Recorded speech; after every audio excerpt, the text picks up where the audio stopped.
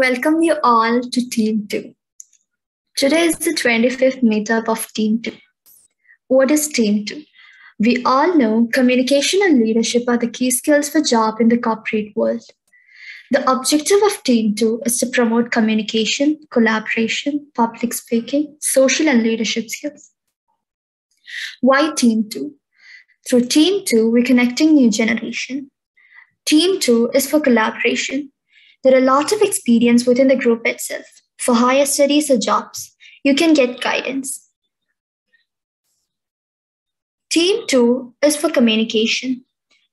We have a planned approach for communication and skill development with projects. Team 2 is for leadership. We're interacting with leaders as guest speakers to our session and provide a chance for discussing with them. So set aside an hour every weekend for self-development. We have 2 streams at present, technology stream and communication stream. So please join and grow with us. Today we have 2 guest speakers. Thank you. Thank you, Hanan. I now let Ms. Dia to introduce first speaker, Mr. Palaniappan. Thank you. Our first guest speaker is Mr. Palaniappan. He is an author of the book Zero EMI, Unlock Your Financial Freedom. He is a keynote speaker with over 15 years of experience as a banker and IT program manager. He passionately speaks about various personal finance topics. He has evolved as a powerful speaker, having inspired many professionals through his speaking assignments, workshops, and programs. Palaniappan was awarded as a Distinguished Toastmaster, the Pinnacle Award in Toastmasters International. He was one of the founding members of Professional Speakers Association of India, an association of Global Speakers Federation. Academically, he holds an MBA in International Business. Sir, we are honored to have you here with us. Over to you. Thank you so much, Dia. Thank you so much. I'm so glad to be here. Good morning and good evening to all of you. First of all, why do you need people like me to come and talk to you? Maybe regarding financial management or regarding personal finance. Why do people like me to come and talk to you? What do you guys think? Any quick answers?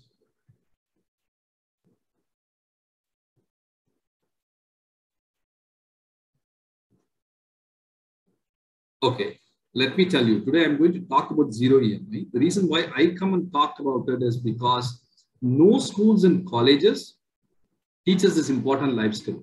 No one taught me, no one taught you, no one taught my parents, and no one taught your parents as well. All we learned is by trial and error method. I started earning money after my graduation. Then my friends also did the same. We earned money and we spent it as if there is no tomorrow. We burnt our fingers, and by then we are already past 30. When I started learning about financial management, I felt how wonderful it would have been if I had known these best hacks when I was young. It would have changed my life. Then I have my love for public speaking on the other hand. So what I did is I just combined these two and started speaking about financial management, spread awareness, and cultivate best practices in the minds of people. Dia, can I go ahead and share my screen? Is it possible to give me permission, or Dia Ashraf?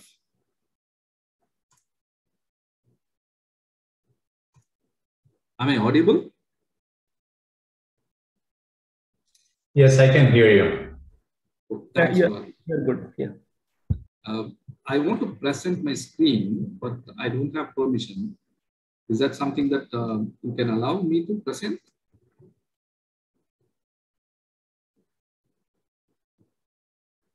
Okay, nevertheless, I'll carry on. Once the permission is given, please let me know so that I can share. I have a couple of slides to show so that the audience can follow what I'm talking. Yeah, please share now. Yeah. Okay, perfect. Thank you.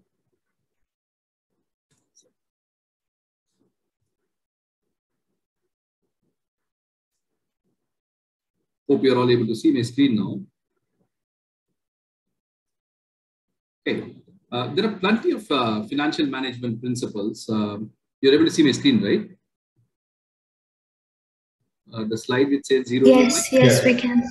Okay, perfect. Thank you so much. There are plenty of financial management principles to be spoken and taught. However, for today, I have picked one important aspect of financial management, that is zero EMI.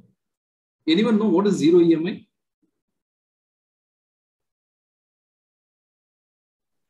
Debt-free life, right? Debt-free life. Wow, that's good. EMI stands for equated monthly installments, by the way. In India, we call it as EMI. In different countries, it may be your a simple loan repayment that you do every month. That is what EMI is all about. It's all about leading a debt-free life. Almost 95% of the people have at least one EMI to pay every month. That is what statistics say. By the way, people are tied to their EMIs, and most of the times the career decisions are taken based on the EMIs they have to pay. I'm not exaggerating. Leading a life with loans will restrict people's life in many ways. We are going to talk about those as well in a while. Debt is actually a leakage. And that's why I think it's very dangerous to live with debts. Before saying why debt is dangerous, let me tell you what debt is really. Debt and loans, now I will interchangingly, I'll be using these two words. Both remains the same. If you spend the money that is not yet earned, then it is a debt. You borrow money thinking that in future you will earn money and then you can cover that loan. It may be your credit card debt, it may be your personal loans, it may be your mortgage loans, housing loans, whatever. What if there is no income in the future? In such cases, which is in majority, the future of families goes for a toss. We keep hearing stories of organizations letting go their employees. Even during the COVID time, there are a lot of layoffs that happen, factories shutting down, manufacturers reducing the paid hours. All these results in either job loss or reduced income. When I spoke to many such employees, they were found in a terrific state of mind. They are scared about the future, having huge loans in front of them. Absolutely no clues about how to manage the loans. They were cursing the organization, the management for the pathetic situation. Many fear job losses because of the huge EMIs they have to pay. This gives us a lot of insecurity, leading to a very stressful life. To stick to the job, people make a lot of adjustments in terms of living up with a tough boss, poor job role, or work overload and whatnot. And if you do not have an EMI to be paid, if you do not have any loans, do you think you will fear job loss? No. That's what exactly I say. Debt is dangerous. By the way, my idea is not to scare you. The whole idea is to get a better understanding of debt, stop drowning, and learn to be financially free and make choices at will. When I was watching television, I saw a news about a family committing suicide. What I learned that day was even more shocking. The family committed suicide because they could not repay their loans and withstand the debt collectors' approaches and follow-ups. Very shocking. If the family did not have any loans, if they did not have anything to repay, would you think they would have committed suicide and ended their life? No. That's exactly why I say debt is dangerous. Again, by the way, my idea is not to scare you. The idea is to get a better understanding of debt, stop drowning, and learn to be financially free and make choices at will. And I had my one uncle. He used his credit card extensively for shopping. When the credit card statement came, he did not worry much. He paid the minimum amount due. Those who are using credit card will know there is some amount that you're liable to pay, and there is one minimum amount due that you have to pay. So he continued to pay the minimum amount due, and he continued his shopping as well. Every month the statement would come, my uncle will pay the minimum amount due and continue to shop. Over a period, he ended up paying double the amount of what he spent. There was a late fee, there was an interest on outstanding amount, and other penalties. When it comes to loans, the most crucial component is interest. Like people in IT, interest also does not sleep. There is no holiday period for loans. Assets take holidays, but loans do not. If my uncle avoided using the credit card, if he had paid the full amount, rather than the minimum due, do you think he would have ended up paying double the amount? No. That's exactly why I say debt is dangerous. Again, by the way, my idea is not to scare you. The whole idea is to get a better understanding about debt, stop drowning, and learn to be financially free and make choices at will. Now you would have got a better idea why debt is dangerous, isn't it? From the 3 scenarios that I explained to you. So please stay away from debt. People argue that debt is essential for economy to grow, and it is misleading to say not to borrow money. And if no one borrows money, how will the economy grow? And all of these questions comes up all the time. In my view, the debt or EMIs are not the fuel for the economy, but consumption is. Consumption keeps the money moving from one place to another. If there is no consumption, then the growth stagnates. The problem is when the consumption uses debt, the borrowed money, that's when the problem occurs. Debt-driven economy keeps the bankers, credit card companies, lawyers, judicial systems, all of them busy. It makes them happy. It keeps them in business. The common salaried people or business owners are the victims in the name of offers and EMIs. I do not say no to consumption, but no to EMIs. Spend with your own money, the money that you have earned. That will be the real boom for you and also for the economy. Now, you may be thinking of buying a house and its value is huge and you cannot pay it from your savings. Say 25 lakhs, 30 lakhs, 50 lakhs, whatever it may be. Should you take a loan? Because I just spoke about that debt is dangerous, so how to go about it. Friends, the most important consideration while taking a loan is whether it is a good loan or a bad loan. What is a good loan? If you're taking a loan for anything that grows in value, then it's a good loan. For example, housing loan, a business loan, an educational loan, all of these are good loans. What is a bad loan then? If you take a loan for anything that declines in value, then it is a bad debt. Right? That's the opposite of good debt. For example, home appliances, your mobile phones, home appliances meaning your washing machine, refrigerator, and whatnot. And your mobile phones, cars, all of that. People will raise their eyebrows when I say, no, don't get a loan for cars. That is a bad loan. Don't ever take a loan to buy a car. Car is not a necessity, it's a luxury. So please be aware of good loans and bad loans. If you're taking a loan for an investment that will grow in value, then it's a good loan. Go for it. If you're taking a loan for anything that will not grow in value, like your car, home appliances, then it's a bad loan. Please do not go for it. Always remember that. Now comes the important question. Now, how to avoid loans? Okay, you said me that loans are bad. I get it. But now, how to avoid loans? Number one, proper savings. I don't think I need to explain this. It's very plain vanilla. All I want to say is that savings is not an expense. It's an investment. Please start saving. The first expense that you're going to make as soon as you receive money as a salary or a profit from your business is savings. Second one is to reduce expenses. You can reduce expenses only when you know where your money is going. To know that, you must track your expenses. If you're not already doing this, I would strongly recommend you start this habit. Tracking your expenses will help you to know whether where your money is going, and you can use your intelligence with the data to make course corrections. And 3, most importantly, live within your means. Will Rogers, there was an American actor turned newspaper once said, almost 100 years back, he said, too many people spend money that they have not earned to buy things they don't want, to impress people that they don't like. Let me tell it a little slowly. Too many people spend money that they have not earned to buy things that they don't want, to impress people that they don't like. And he said this almost 100 years back and holds good even now. So live within your means.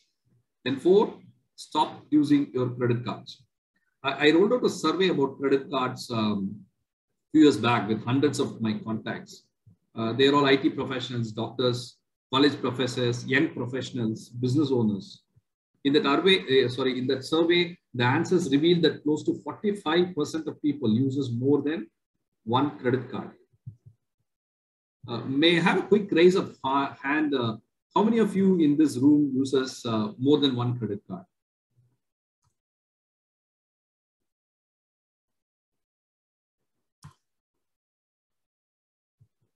Okay. Right. It's no different from what I saw in my survey actually. Okay. It is worrying to see this behavior because credit card is the most expensive debt. It is very important to alter your behavior towards credit card if you don't want to get into a trap. That's a debt trap later. And if you're using a credit card for some unavoidable reasons, here are the 5 golden rules that you must follow. That is my high recommendation. One is always pay the dues in full. Don't make part payments like what my uncle did. It will attract late fees, penalty charges, and interest on the outstanding amount. Credit card issuers charges anywhere between 36 to 48% interest per annum. I suggest you execute a standing instruction with your banker to pay automatically the credit card bills in full, so that you don't need to keep remembering the due date always. And then keep track of your credit card expenses. It is important to keep track of your credit card expenses separately. I already told that you should start tracking your expenses. Keep your credit card expenses tracking separately. It will help you to cross-check once you receive your monthly statements. And 3, read your monthly statements carefully. As soon as you receive the credit card statements, monthly or bi-monthly, you must read it carefully and cross-check with your expenses tracker. It will help you to identify errors. If there are any errors in the statement, like you are charged for an amount that you haven't spent, or you are charged with some miscellaneous charges. I'm not saying that every statement will have some errors, but you should develop the habit of reading your monthly statements to identify errors, if any. In case of errors, you can report it and get it rectified and save a few bucks. Agree, right?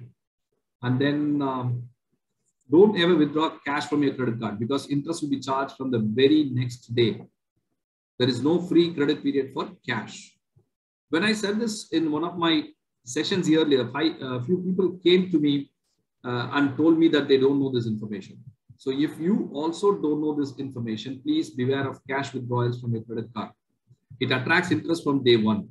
In 2012, my friend Anand was advised by someone to buy a plot, a vacant land.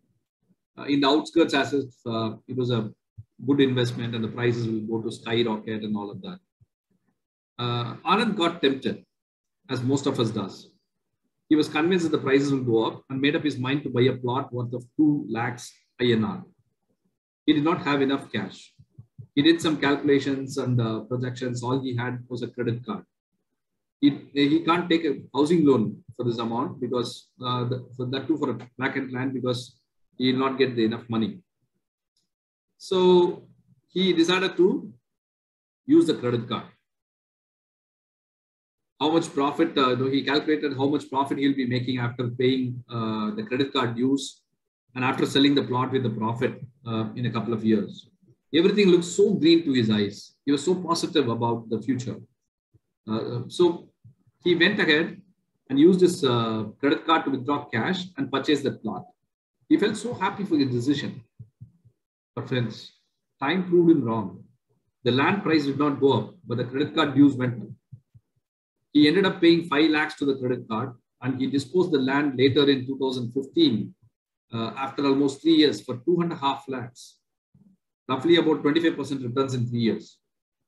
But he ended up paying 5 lakhs to the credit card. So it's almost 50% loss. So if he would have bought the land from his savings, then the decision is somewhat okay. 25% returns in 3 years is not bad. But he did a mistake by withdrawing cash from credit card. So what lessons do you and I can learn from Anand's experience? Never withdraw cash from credit card. Then golden rule number 5. Don't take another loan to repay your credit card debt. Many people, when they cannot pay the credit card dues in full, they tend to take a loan from another bank to pay this. You are not closing a loan. Remember, you are only transferring your loan from one bank to another and keep paying interest and charges. So you don't ever take another loan to repay your credit card loan or any other loan. You will only end up in a debt trap. So if you're using credit cards for a reason that you cannot avoid, then at the least you must follow these 5 golden rules. Always pay the dues in full. 2, keep track of your credit card expenses. 3, read the monthly statement carefully. 4, don't ever withdraw cash from your credit card.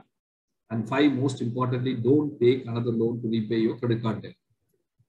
Now coming back to how to avoid loans, a quick refresher. Friends, if you follow these 4 simple steps, proper savings, reduce expenses, live within your means, and stop using credit cards, I guarantee you that you can avoid loans, avoid taking loans, and getting into a debt trap. Let me pause here. Yeah, let me pause here. And I can take some questions. So what questions do you have?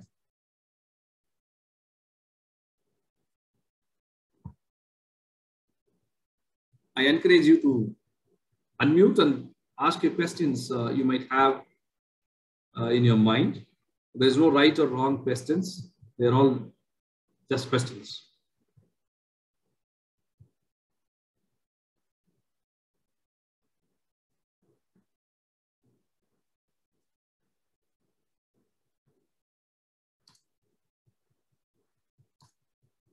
Any questions that you have?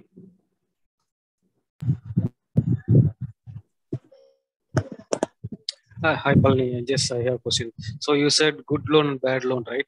So Yeah. then the good loan category, you said housing loan is kind of a good loan. So if it is appreciated over time, then we can consider it as a good loan. So, but in this situation, I'm not sure whether that there will be appreciation. So in this case, how we can classify this, say, the housing loan? House, there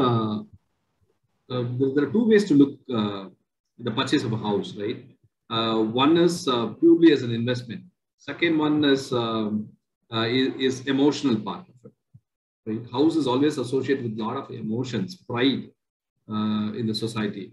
So your intention, if your intention is to gain something from that asset type, you buy a house, you want that value to appreciate, then yes, definitely it will appreciate, but a lot of factors you need to consider before even buying the house, right? The decision should be well informed in terms of the location that you choose to buy the house, the cost price of the house, whether it is in alignment with the market price, is there any negotiations available with the buyer and all of that, and then the amenities, the facilities available for that location, and then what is the current rate of the market, and is it underdeveloping or already developed, or the prices are already saturated. A lot of research should be done even before making that buying decision, right? It's lakhs and lakhs of rupees that we spend in buying a house. If it is purely looked at an investment point of view, then you must look at a lot of factors and decide on that. But if it is purely on an emotional perspective, right? I want a house to live. And sometimes, for example, for me, in my case, I'm actually forced to buy a house in a location that is closer to the place where my parents live, because they are also elderly persons. So I don't want to stay away from them. So the location is restricted, right? I cannot go and search the entire city, but the location is restricted in my case. So that if there are any personal factors that is applicable to you, then you have to evaluate those as well. You have to weigh those factors as well when it comes to purely emotional, right? And then if your intention is just to live, go buy a house and live there. If it is your first house, that's when the emotions play a huge part. That is your first house.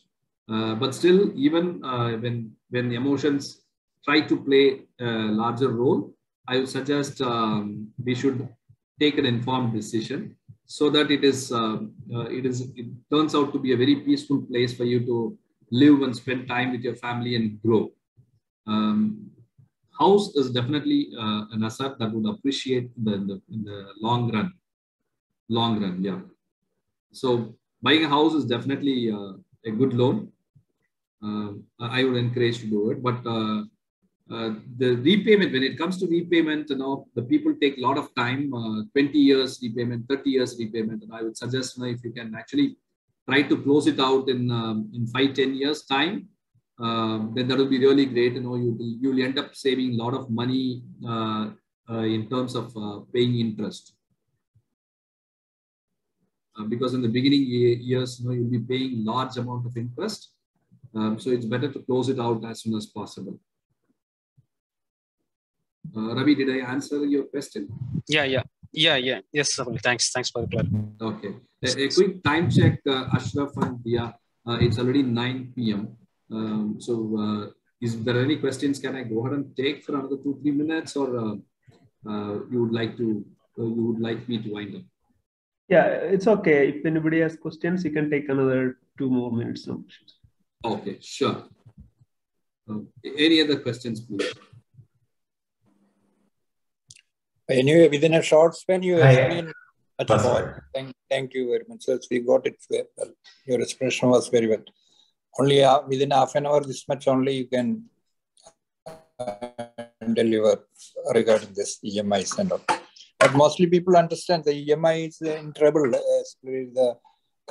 This thing, IT people know whatever, even the petrol, and they keep on paying that. It is they will allow only for the 15 days credit. After that, they will be charging it. So like somebody, if they want the money, they take it. So very next day, as you said, they will keep charging. They will be charging you.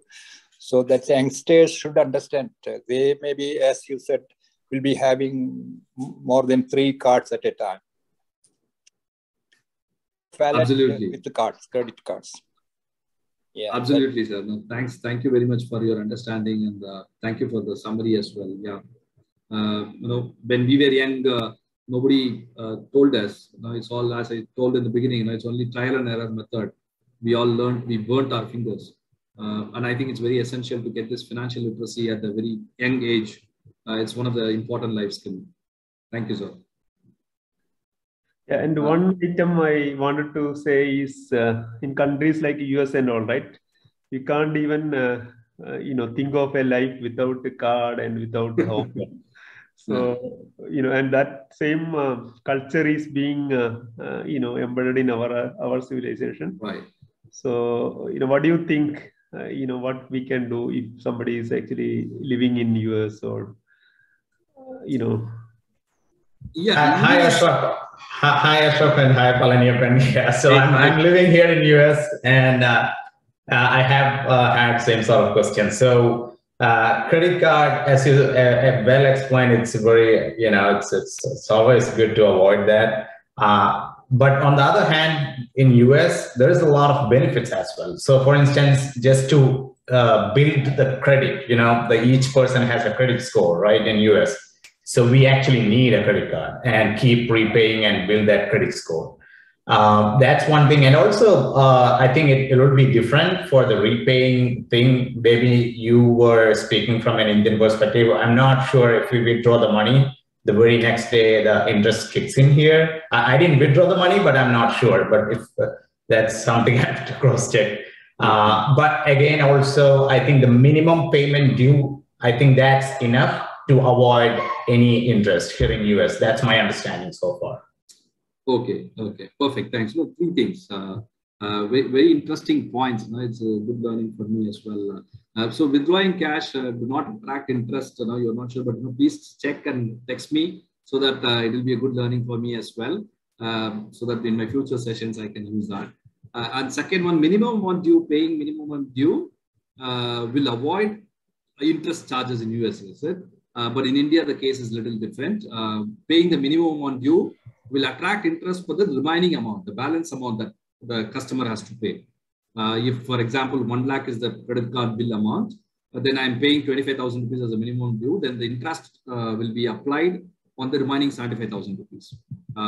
That is one thing, that is a difference in the way the business operates, credit card business operates in India and US.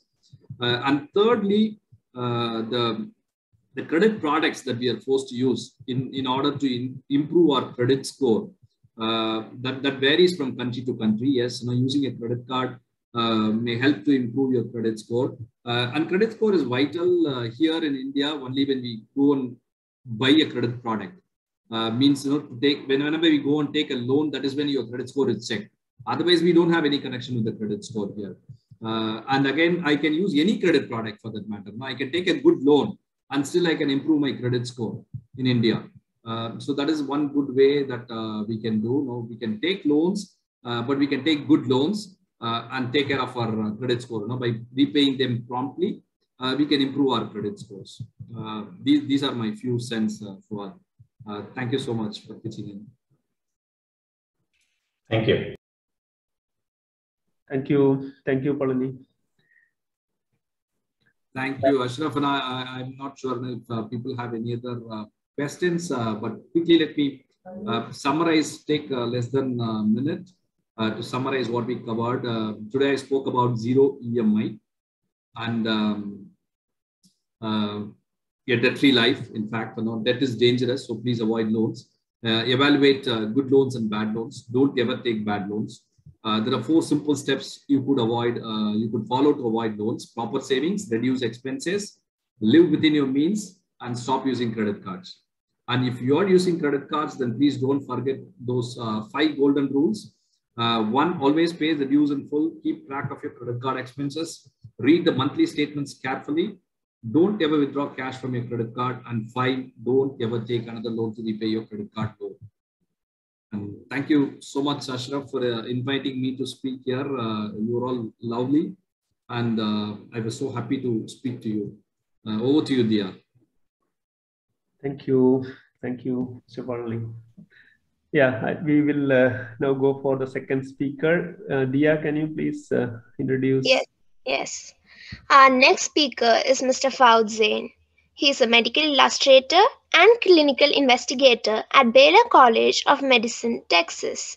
He did his master's in medical illustration from Rochester Institute of Technology, New York. Before going to USA, he was in public health service. He was working as a medical officer in Primary Health Center in Palakkad district, Kerala. Sir, we are honored to have you here with us. Over to you.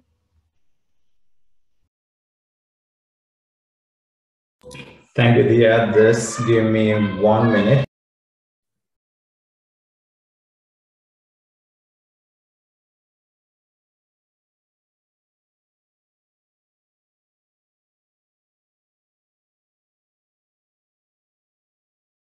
What happened? Okay.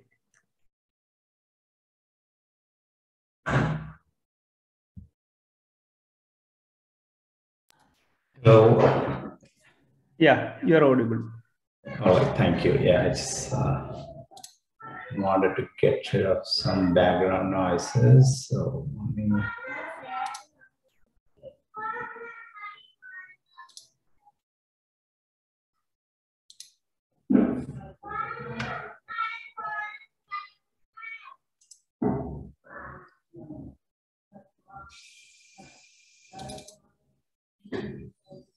okay. Can you guys see my screen? Yes. Start.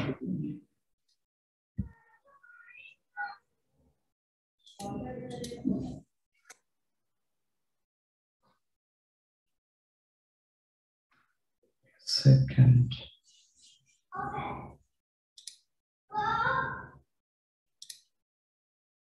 How about now? Yeah, it's good. I'll let go. So hello everyone. So my topic for today is visualization of science and science of visualization. So I'm a medical illustrator and clinical investigator. I actually have a background in medicine. I'm a medical doctor. Then I have a master's in medical illustration. That means we visualize different medical texts. We do create illustration and artwork for medical journals. We create animations, 3D model, all that sort of cool stuff. So I'm going to talk a little bit about how to visualize medicine or science, right? And also about science of visualization. What is it's basically the basic principles of art or visualization. So with that being, yes. If you open your video, it would be better. I request you to. Is my video not open? That's good. Thank you. Let me see. Sorry about that. I Forgot. Can you guys see me? Yes, you can see. Good. All right. So, okay. Yeah. So let's go ahead. So this is Dr. Frank Netter and his illustration. So I just want to talk a little bit of background about my journey. I'm not going to talk much about it, but just to give you a gist. So Dr. Frank Netter was actually a physician. Then he actually specialized in the field of medical illustration.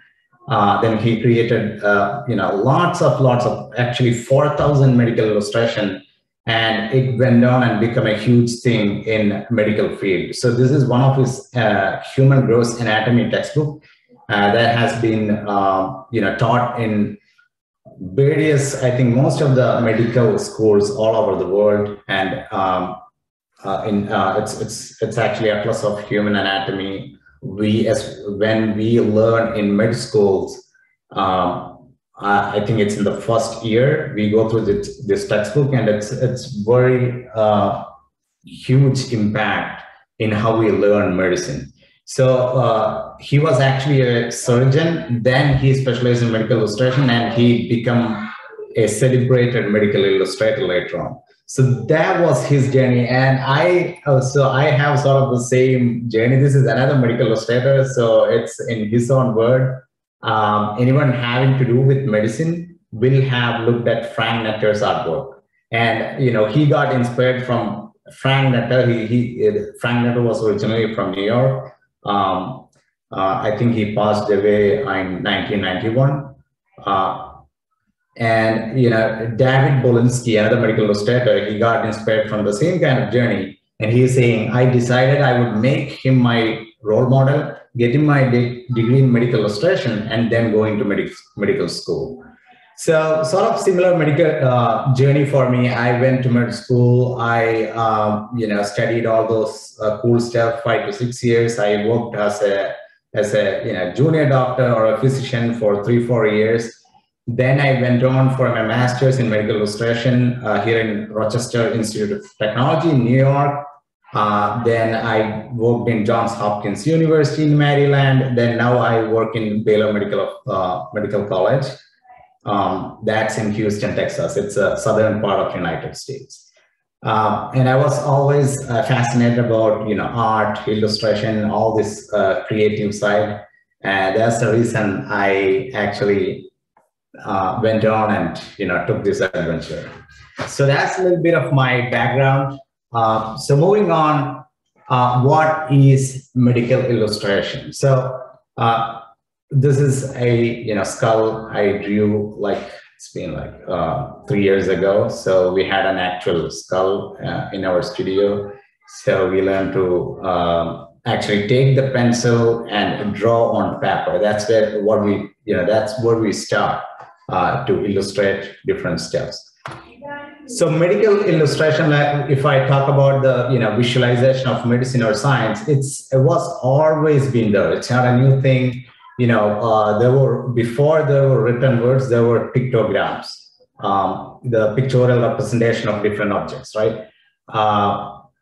It dates back to thousands of years. Ancient Egyptians, Babylonians, Greek, Chinese, Indians, in all recorded, they all have medically related illustrations on stone, metal, ceramic, and all sort of stuff. So historians actually claim first pictorial representation appeared 30,000 years ago in the form of cave paintings. We might have learned cave paintings and all those carvings and stuff, right? So this is an illustration of a mammoth. I think it's from a prehistoric cave drawing, 15,000 BC, with a leaf-shaped dark area where the heart should be. So this has been understood as a representation and an illustration for hunters in order to point their arrow when they hunt for big animals like elephant and stuff, right? So this is a little bit of history. So it was always been there. Then moving on, coming to the modern age, we all might have heard about the Renaissance, right? That happened in Europe. So artists were instrumental in bringing about reinterpretation and rebooting of medical dogma during this Renaissance. And Renaissance began in Italy in 14th century, and it lasted through 17th century. Well, it was a cultural movement, not just art, art, literature, medicine, science, everything there's been a sort of reawakening and rediscovery going on, and we call it Renaissance. So focusing on our subject, paintings, drawings, sculptures of human body during the Renaissance were more with realism, energy, and some of the famous artists at that time, Raphael, Michelangelo, and obviously you might have heard about Leonardo da Vinci. And this is one of the artwork from Leonardo da Vinci. So he has been considered as a polymath who has expertise in medicine, science, mathematics, all sort of different disciplines. And medical illustrators consider he as a sort of modern father of medical illustration, because he has created a lot of illustration related to human body and anatomy. In a time where still the knowledge about human body was evolving. So that was very good work from Leonardo da Vinci at that time. So let me talk a few use of medical illustration. Where it's mainly being used. So medical education is one of the most area where medical illustration is being used. If you look at this text, this is a text which explains thyroid hormone synthesis. So, a gland thyroid we have right here around the neck. It produces thyroid hormone, and there is all these pathways, this negative feedback, all sort of things. So you have to read all these texts. So this is an illustration I created for the same concept. It's not great, but I was this is something I created 5 years ago, and I was learning illustration. But again, you can see, we can visualize all these texts, and it become more easy for the audience, for the students, or whoever who wanted to learn. It become more easy for them. We can break it down as an illustrator. So that's medical education is always an area where medical illustration, medical artwork, or scientific visualization has been used. There has been different studies proving this. Pictorial illustration improves students' learning, effects of detailed illustration of science, and there's been tons of studies that have been on this subject. Moving on, now, technology has been advancing every single day. So virtual reality, augmented reality, mixed reality, all are being, it's in a different field, also in medical illustration, technology, even IT industry and engineers is doing all this kind of cool stuff. Also within the field of medical illustration, we are adapting all technology in order to explain different medical subjects to appropriate audience. So this is one of the simulation which explains one scenario in a surgical room. So there could be a very rare chance, but a possibility of fire while you operate on a patient. So how do you, get rid of the fire? Otherwise, it'll end up having a damage, a serious damage for patients and maybe for doctors as well. So these things has to be trained, right? You have to have few seconds in order to think and act. So you cannot obviously put a patient on fire and study this, learn this, right? So in these kind of situations, this technology and illustrations is very helpful. So this is one of example I would like to show.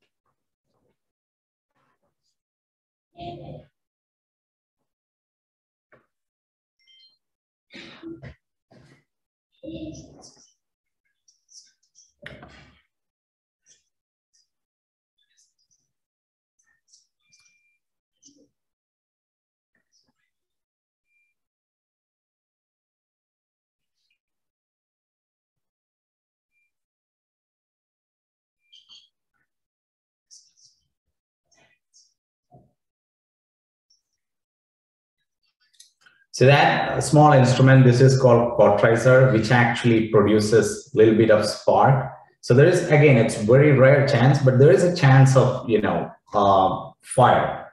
So, and also oxygen is a conductor of fire, as we all know. So there is a chance of spark and fire.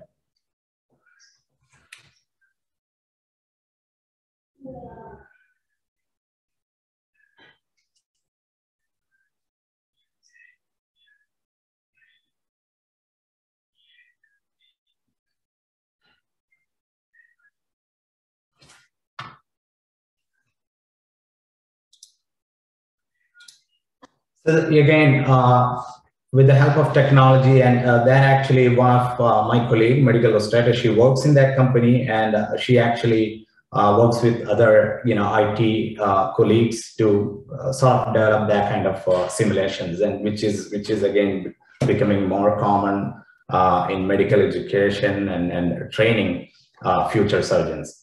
Another domain where medical illustration and visualization of science is being used or helpful is in communication. Communication between hospitals and patients, doctor and patients, and used in public health. In order to you might all have seen the picture of COVID, right? With the everybody knows that there is a spike, there is a mutation spike because of this.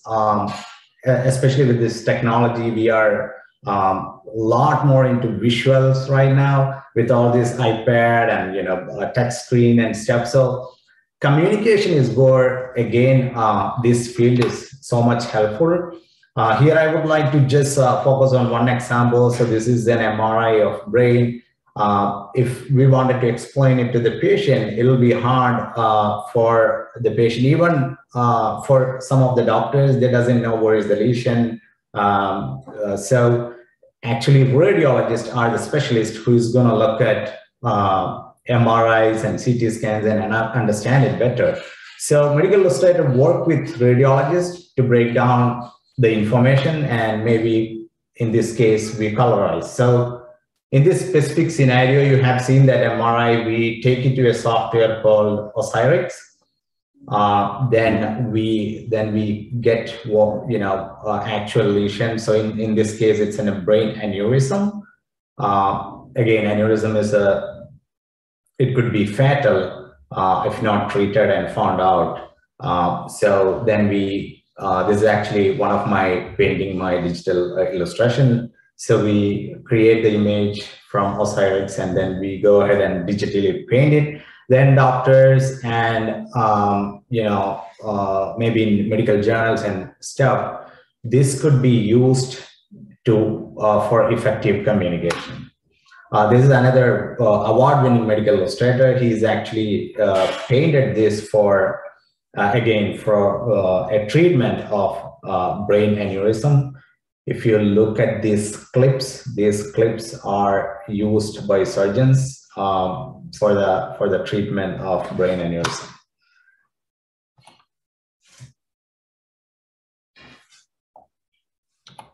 So this is another domain where, again, visualization of science or visualization of medicine is being used. That's for medical, legal case, and legal illustration. I'm not sure whether this actually depends on, different country, in which country and area you belong. Here in the United States, this is a very big thing. If you can always, if there is something bad happened in hospital, you can always go ahead and go to your attorneys and advocates, and you can sue the hospital or doctor or whatever. So if it's a genuine case, you'll get compensated, right? So either for doctor or patients, we work with advocates. The medical illustrator work with advocates to actually explain, colorize these X-rays and MRIs to, again, visually explain what has happened. And this actually really helps in the court, right? Because the people in the court, the judge and all, are not, expert in medical field. So this is another same medical legal illustration. Again, explaining a fracture of a finger bone, and end up having an issue and went to court, and medical illustrators comes into play, work with attorney to get the compensation this patient needed. So that's all I would like to talk from a perspective of visualization of science, right? And more specifically, visualization of medicine. When I say science, this is in engineering and all sort of stuff. Visualization is, it's being used a lot. Even for medical journals, I've seen medical scientific illustrators creating nanoparticles with the 3D models, 3D animations for their journals and papers. I'm more involved with medicine. That's why I gave you more insight into the field of medical illustration. So when we go to science of visualization, this would be the next discipline. It would be art. Basically, when we talk about fine art, the very basic concept I would like to, just explain here is, especially in medical illustration, we assume a light is falling on an object from the left upper side, right? And the shadow is here on the bottom of right bottom side.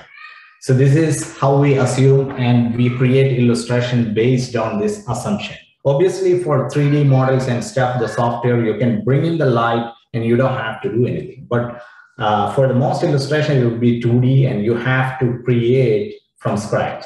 So you have to understand the basic concepts of art, fine art, right? And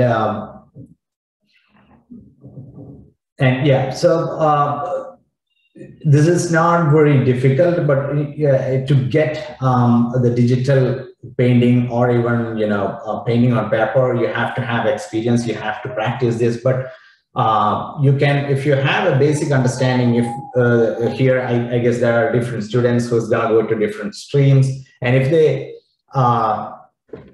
produce a research paper, and if they wanna do some illustration of their own, this is the basic concept you have to understand. For every object we see in life, it's actually 3-dimensional. It's not 2D, and we are trying to portray that three-dimensional object on a 2D paper. So how do we give little life to that object? How do we give a little bit of those values to that object?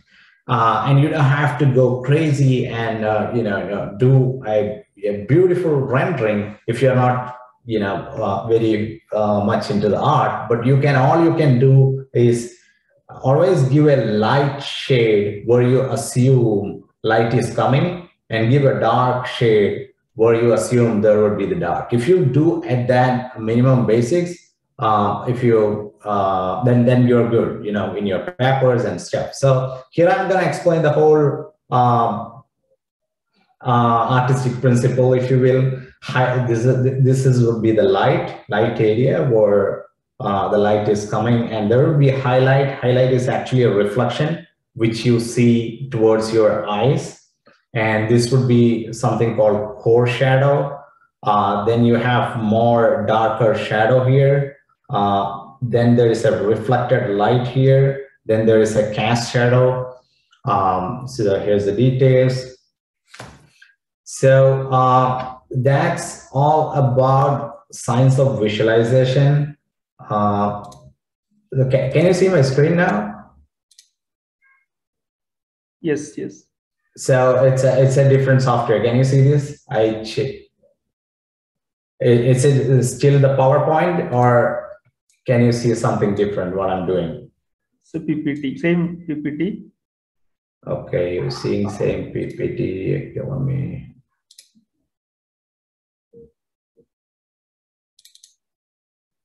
Now you see something, right? Different. Yes. Yeah, so this is a software we use. I'm not, I didn't take a note of time. Are we running on? It's okay. Few more minutes. Right. Okay. All right. So, you know, this is one software you all might have heard about the Photoshop, right? So again, when you do art, we can, okay.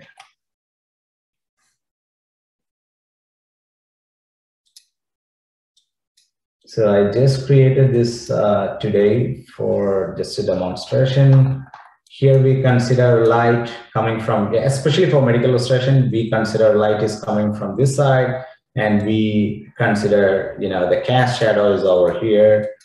And what we're gonna do, we create different layers on the first layer.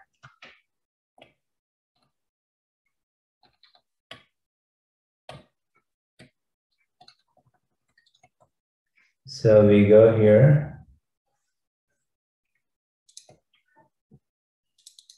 and pick a lighter version of color here, and basically, so here I actually reduce the opacity and reduce the flow. So you can slowly increase the value here. So I give a, so I assume the light is coming from here, and sort of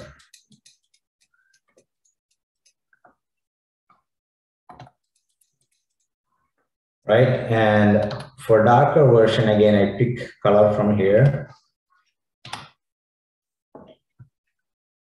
So this is a dark place. I go here to the color panel and I pick a darker, a little bit more darker, and give the core shadow here. So just this two-dimensional thing, we need to, this two-dimensional sphere, we need to bring it to life, right? That's all I'm doing.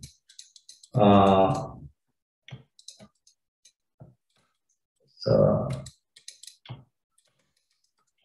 it takes a little time. You have to be patient, especially with art. So once that's done, core shadow is given, then I'll go ahead and do the reflected light, which I'm gonna pick.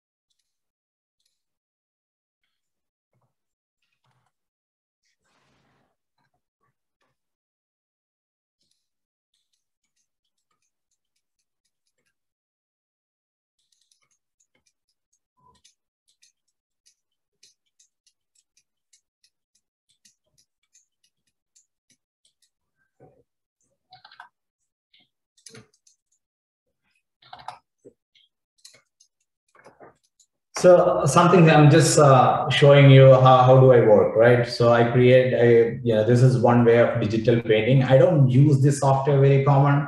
What I use is a different software called Adobe Illustrator. It's more more, design software, right? It's a different way of working. This is a different way of working. I'm gonna just take one more minute to show you how is Adobe Illustrator. So this is Adobe Illustrator. This is what I was telling for younger people who are into research and stuff. If they want, they can use this kind of illustration for their papers. And what they have to do is just assume light is coming from here and shadow is here. So it'll be very simple illustration, right? So again, I ungroup. What I did was, I created a shape. This one, right? A shape here, a lighter version, and I brought in and kept here. And this is a darker version that I came in and kept here. So pretty much, I just wanted to show you very small introduction to what kind of software to use. Then there is obviously 3D software. So pretty much that's it. So that's visualization of science and science of visualization right there. So I just wanna, I introduced you to Dr. Frank Netter, right, from New York, who had this incredible journey from medicine and surgery to medical illustration. So this is his quote: draw what can't be seen, watch what's never been done, and tell thousands about it without saying a word. Or else we can see a picture speaks 4,000 words, right? So thank you so much. I'm gonna take any questions you have.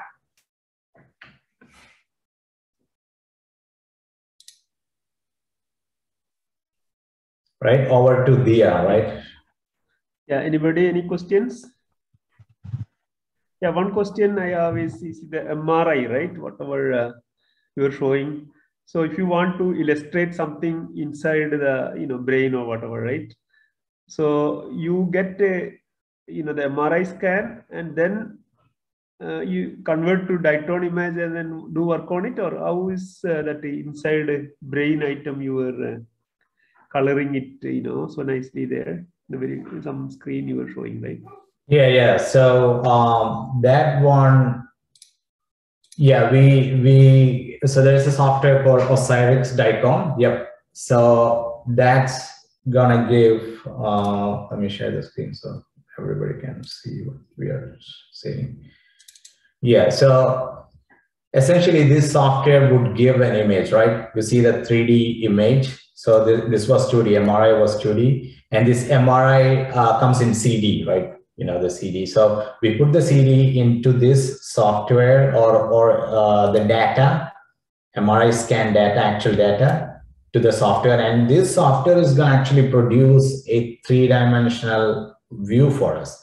And you can play around for a nice view of this lesion. So in this case, it's a brain aneurysm. And once you are happy with an orientation, okay, this is the orientation I'm going to go ahead and work on so that people can see and understand it better, then I'm going to take a picture, right? Or I'm going to save this image and I take it to, I just showed you Photoshop. In this case, I use Photoshop. I don't go for Adobe Illustrator, right? So because it's actually, you have to sit and paint. So I go ahead and then, as I said, basic principles of art, you see here, the light is coming, here is dark, and that's all we do here. Good question, thank you.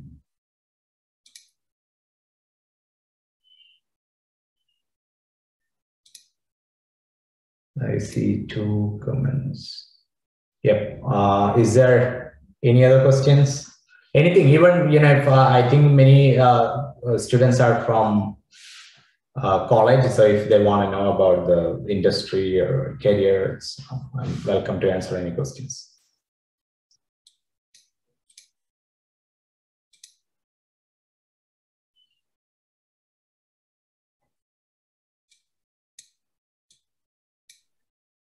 Yeah, if any last questions, anybody?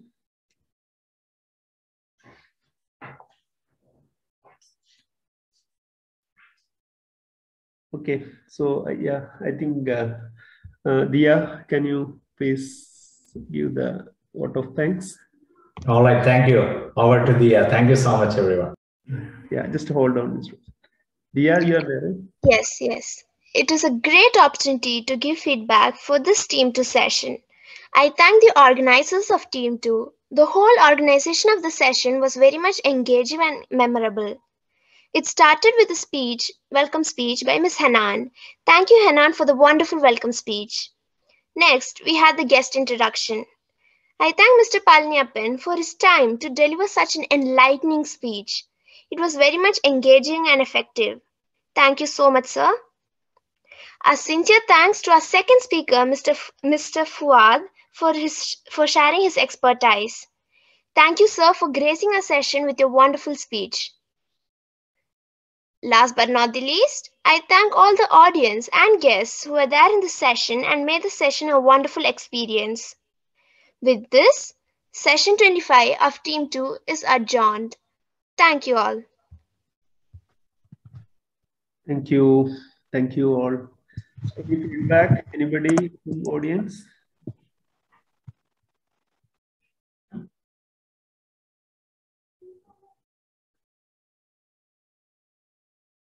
Okay, if not, let's adjourn the session for today. Thank you all. Thank you for your time.